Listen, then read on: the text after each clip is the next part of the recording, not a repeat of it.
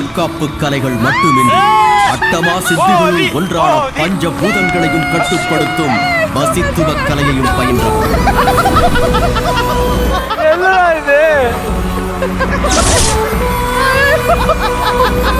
என்ன மாஸ்டர் எப்ப பார்த்தாலும் இதே ஸ்டெப்பை போட்டு காட்டிட்டு இருக்கீங்க?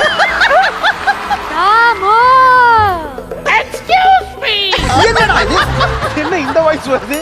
வரும்டா வரும். நான் தான் உங்கள் தாமு. ஏழாம் மாதிரி சூர்யா மாதிரி பண்ணுடா. ஐயோ காட்டுவாசி மாதிரி பண்ணிட்டு இருக்காங்க. காட்டுவாசி தான், ஆதிவாசி அடக்கிவாசி.